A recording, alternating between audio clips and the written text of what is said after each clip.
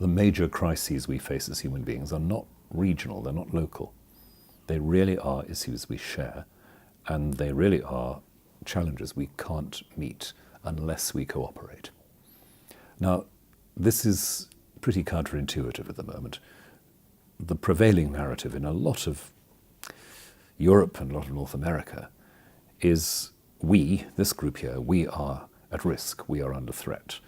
Therefore, we must solve our problem and solidify our security.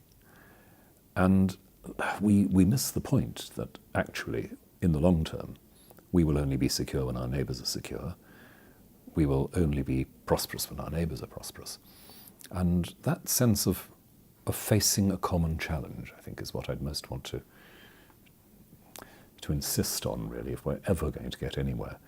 You can see it in certain regions of the world. You can see it between particular nations. You can see it in the Middle East, for heaven's sake. You can see it in Central Africa.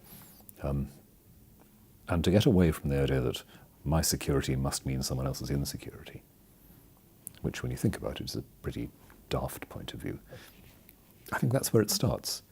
Take the challenge of refugees at the moment. The easy answer is, here are a lot of people knocking on our doors. They're difficult to cope with. They're surplus to requirements. They're a drain on our resources. They're rivals for our jobs, however you want to put it. So let them go somewhere else, because they don't actually go away. And that passes the burden on, 9 times out of 10, to societies and polities that are less well equipped than we are to cope.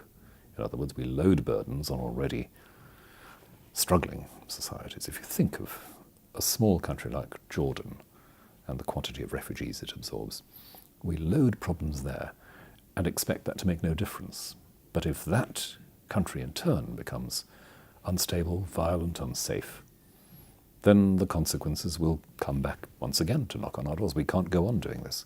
So why not just face the fact now that our well-being converges rather than diverging?